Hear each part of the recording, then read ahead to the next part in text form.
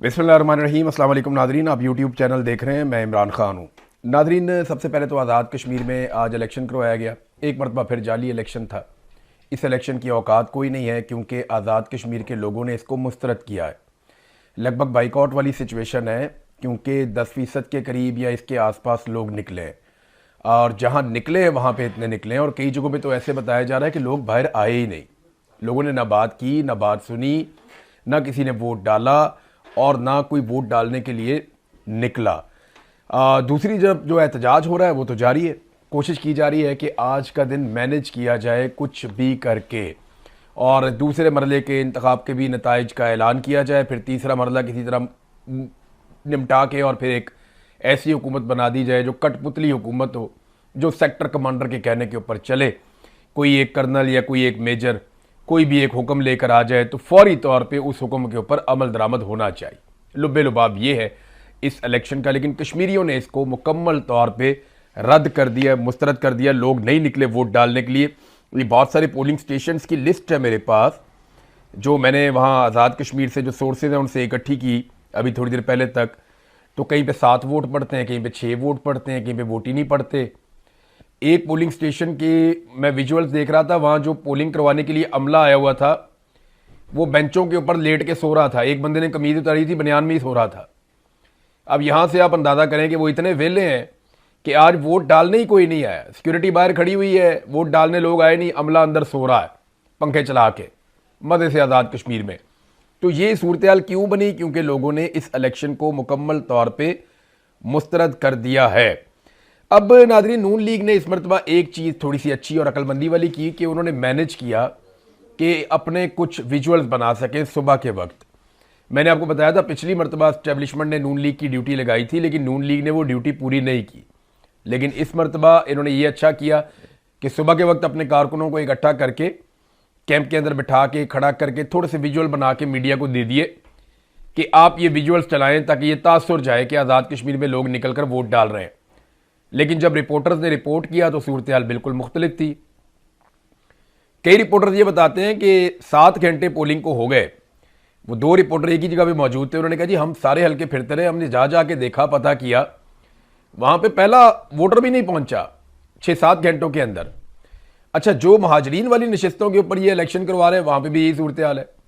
कहीं पर कोई एक औरत आई है वोट डालने के लिए सारा दिन में, कहीं पर 4 वोट डले, कहीं पर 1 वोट डाला, कहीं पर डले ही नहीं। एक पोलिंग स्टेशन का रिजल्ट आया जहां पे 17 उम्मीदवार थे, उम्मीदवार 17 हैं और वोट एक भी नहीं पड़ा। ये इस किस्म के इलेक्शन हो रहे हैं। अब ये इलेक्शन आप ले जाएंगे यूएन के अंदर के, आप कहेंगे हमने आज़ाद कश्मीर में इलेक्शन करवा दिया, और वो आपको कहेंगे जी बड़ी अच्छी बात है आपने इलेक्शन करवा दिया आज़ाद कश्मीर में। ये इलेक्शन आप यूरोपीय यूनियन में ले जाएंगे, आलमी सतह पर ले जाएंगे। इस इलेक्शन की बुनियाद पर आप ये क्लेम करेंगे कि भारत बहुत जुल्म करता है मकबूजा कश्मीर में और हमने आज़ाद कश्मीर में बहुत अच्छा इलेक्शन करवाया। इन इलेक्शंस को सबने मुस्तरद कर दिया। जो सरदार अमान कश्मीरी का एक स्टेटमेंट, अच्छा रिजल्ट जो आएंगे वो हम आपको बता देंगे नेक्स्ट वीलॉग में। वैसे हम आपको पहले ही बता देते हैं कि नून लीग और पीपल्स पार्टी को ही जितवाना है इन्होंने, उन्हीं को सीटें आपस में बांट देनी है। जो ज़्यादा अच्छे जूते पॉलिश करेगा उसको ज़्यादा सीटें मिल जाएंगी, इसके अलावा और कुछ भी नहीं है वहाँ पे। क्योंकि देखिए मैंने आपको बताया था कि जो ब्रिगेडियर फाइक नामी ऑफिसर वहाँ पे तैनात है आज़ाद कश्मीर में बतौर सेक्टर कमांडर ISI, ये नवाज शरीफ से बहुत इश्क करता है, बहुत प्यार करता है नवाज शरीफ से।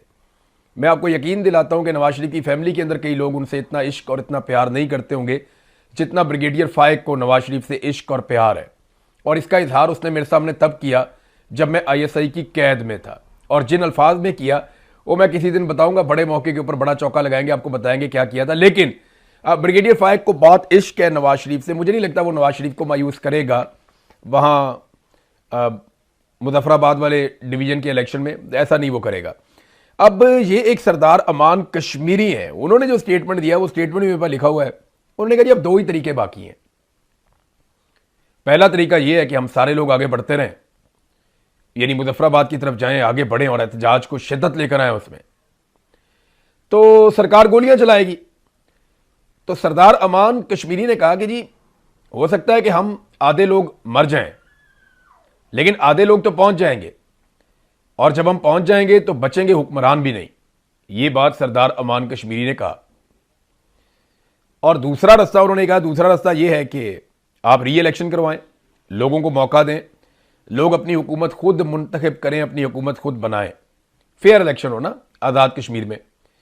तो इसका मतलब यह है कि पहली मरतबा ड्यूरिंग इलेक्शन ही ये मुतालबा सामने आ गया कि री इलेक्शन करवाया जाए और फेयर गेम की जाए आज़ाद कश्मीर में, सबको मौका दिया जाए, जिसको लोग वोट डालें उसकी हुकूमत बन जाए तो मामला ठीक हो जाएंगे। ये बात आज सरदार अमान कश्मीरी ने उस वक्त कही जब इलेक्शन का मिड आया हुआ है। एक मरहला हो गया, एक मरहला बाकी है और बीच वाला मरहला चल रहा है। तो इलेक्शन के बिल्कुल मिड में उन्होंने ये बात की कि री इलेक्शन करवाओ। और आप मेरी बात लिख कर रखें, आज़ाद कश्मीर में जब तक री इलेक्शन नहीं होगा तब तक ये मसला हल नहीं होगा। उल्टा लटक जाए, सीधा लटक जाए, जो मर्जी करें, जितना मर्जी जोर लगाएं, आज़ाद कश्मीर में री इलेक्शन इन्हें करवाना पड़ेगा। और दूसरी बात जो उन्होंने कही कि हम आधे मर जाएंगे, तो इसका क्या मतलब है? कश्मीरी जो है ना, ये भागते भूगते नहीं है, इन्हें गोलियां मारती है फौज, ये वापस अपने घर में जाके छुप नहीं जाते। इन्हें गोलियां मारते हैं, इनको शहीद किया जाता है, रेंजर्स वाले मारते हैं तो ये दोबारा निकल के आ जाते हैं। ये अपने जख्मियों को अस्पतालों में छोड़ के आते हैं, अपने शहीदों को दफना के आते हैं, फिर आके वहीं खड़े हो जाते हैं। और जब घुमसान की लड़ाई चल रही होती है ना, गोलियां चल रही हैं, वहां पे लड़ाई क्या है, वो हमला ही हो रहा होता है, सिक्योरिटी फोर्सेज का क्रैकडाउन। जब बड़ा खौफनाक क्रैकडाउन भी होता है, उस वक्त भी इनके नौजवान आवाजें लगा रहे होते हैं। मैंने वीडियोस देखी है कि नसिया जे ना कि भागना नहीं है आपने यहां से, आपने यहां रुकना है, यहां से जाना नहीं है आपने। नौजवान इस तरह आवाजें लगा रहे होते हैं। तो कश्मीरियों ने बड़ी हिम्मत दिखाई है, बड़ी मजबूती दिखाई है। बहरहाल इस दफा नून लीग ने थोड़ा बहुत विजुअल बनाए, लेकिन टर्नआउट जो है वो 10% भी नहीं बताया जा रहा है, 10% के आसपास है। शाम तक ये टर्नआउट आप देखेंगे 50% से भी ऊपर चला जाएगा और जाली फॉर्म 47 जारी कर दिए जाएंगे।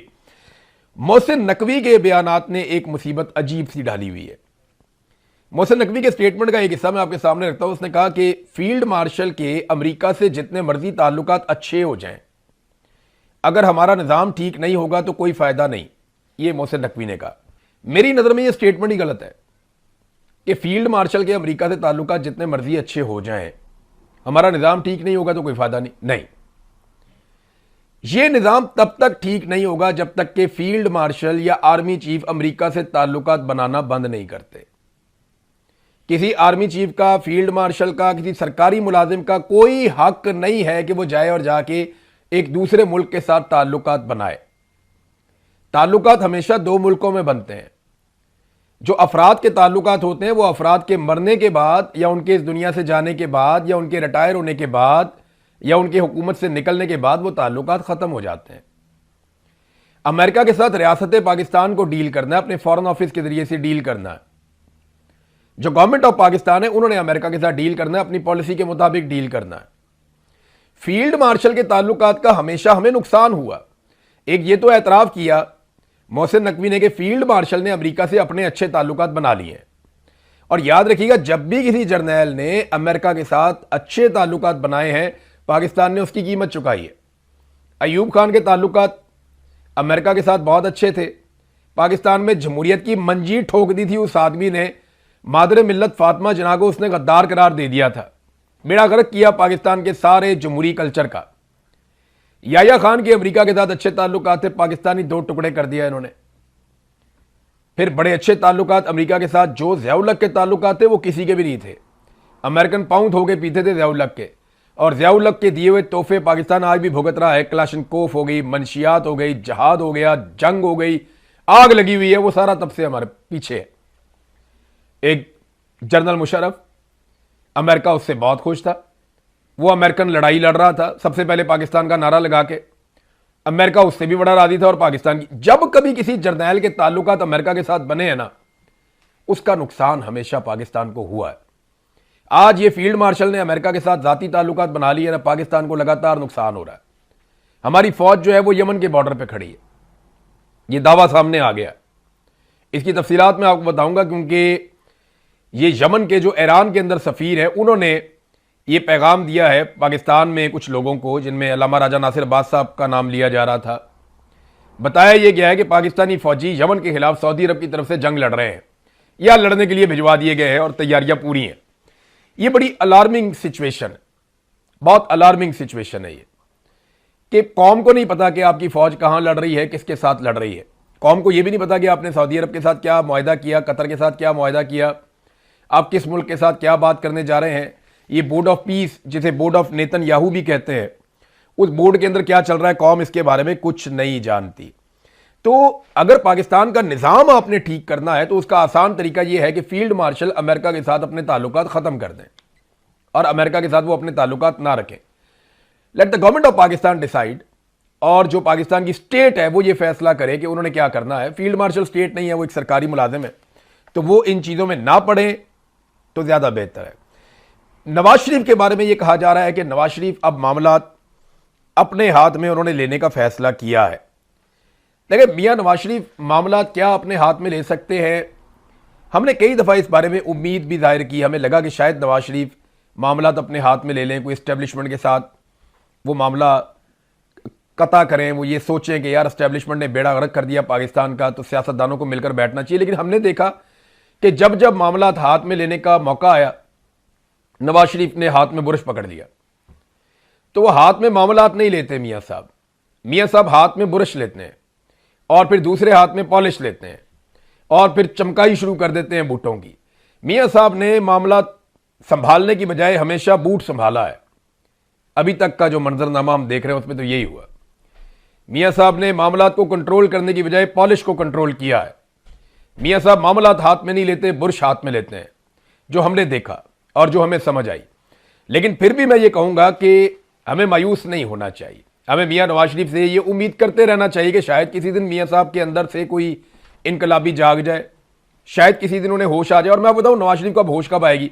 जब एस्टेब्लिशमेंट की पूरी तरह मंजी ठुक के बेड़ा गर्क हो जाएगा। जब बेड़ा ही गर्क हो जाएगा ना एस्टेब्लिशमेंट का, तब मियाँ साहब कहेंगे ठीक है, इस लड़ाई में मैं भी हिस्सा बनता हूँ। क्योंकि जब तक मियाँ साहब को यह लगता है कि ये एस्टेब्लिशमेंट में ताकत बाकी है और ये मुझे और मेरी बेटी को और मेरे भाई को जेलों में भी डाल सकते हैं, इक़्तिदार से भी निकाल सकते हैं, हमारी करप्शन भी पकड़ सकते हैं, तो तब तक मियाँ नवाज शरीफ साहब ने किसी किस्म का मामला हाथ में नहीं पकड़ना। मियाँ साहब ने तब तक मुझे लगता है कि बुरश ही हाथ में पकड़ना है। फिलहाल जो लोग ये बातें कर रहे हैं उन्हें मैं कहता हूँ कि पेवस्ता रहे शजर से, उम्मीदें बहार रख। और ये जो नून लीग के हमारे सहाफ़ी हैं, दोस्त हैं, दानिश्वर हैं, मेरी उनसे गुजारिश है कि मियाँ साहब के गुब्बारे में हवा भरते रहा करें, कोशिश करते रहा करें मियाँ साहब को जगाने की, मियाँ साहब को उठाने की, मियाँ साहब को जोश दिलाने की। तो आप कोशिश जारी रखें, हो सकता है मियाँ साहब खड़े हो जाएं। उधर जो इमरान खान साहब हैं उन्होंने तो खड़े होकर दिखाया, शायद मियाँ साहब किसी दिन खड़े हो जाए। बहरहाल ख्वाजा आसिफ की ड्यूटी लगाई। ख्वाजा आसिफ ने वो स्टेटमेंट देना शुरू किए जिन स्टेटमेंट से ख्वाजा आसिफ साहब को फायदा होगा। मैं बताता हूं कैसे फायदा होगा। ये बड़ी बारीक वारदात है। ख्वाजा आसिफ जो है ना वो बहुत घाघ सियासतदान है। ख्वाजा आसिफ की वजारत जा रही थी, ये खबरें हमें कुछ अरसा पहले मिलना शुरू हो गई थी और ये सोशल मीडिया पे आ भी गया था।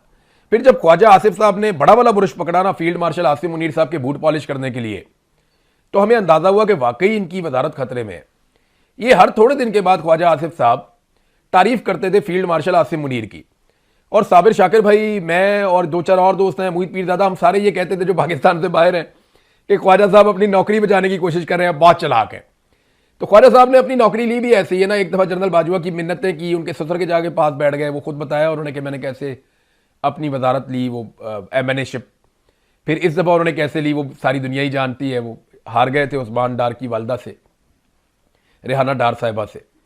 तो ख्वाजा आसिफ बहुत घाघ आदमी, बहुत तेज आदमी। ख्वाजा आसिफ की वजारत जा रही थी। अब ये ख्वाजा आसिफ को मौका मिल गया कि आसिम मुनीर का खास आदमी है मोहसिन नकवी।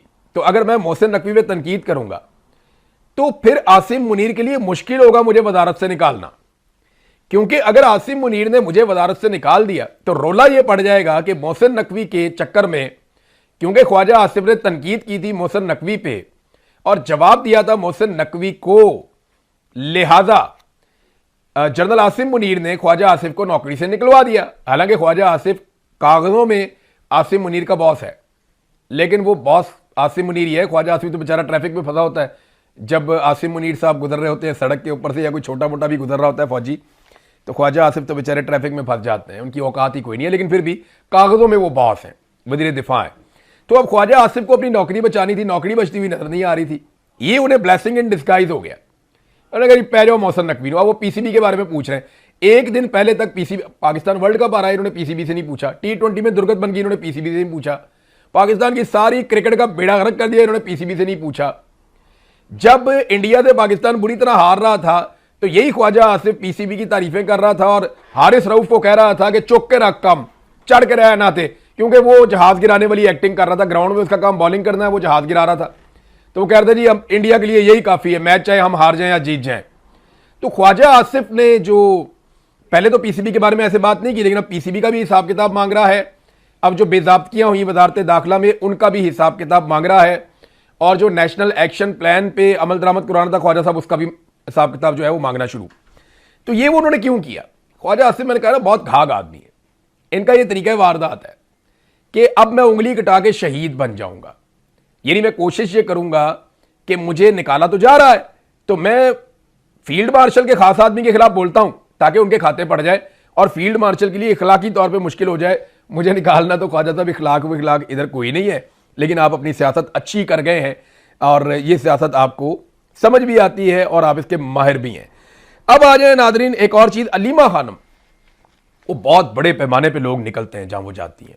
उन्होंने साबित किया हजारा डिवीजन में, बालाकंड डिवीजन में, पेशावर वाली साइड पे, फिर उसके बाद अब वो उस एरिया में गई हैं जहां दहशतगर्दी है। करक में दहशतगर्दी है, बनू में दहशतगर्दी है, खुशहाल गढ़ वाला जो धरना चल रहा है वहां पे भी वो गई, वहां पे भी दहशतगर्दी है।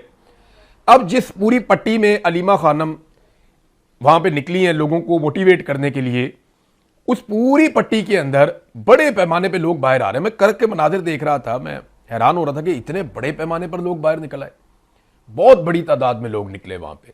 ऐसा लगता था पूरा शहर उमड़ आया।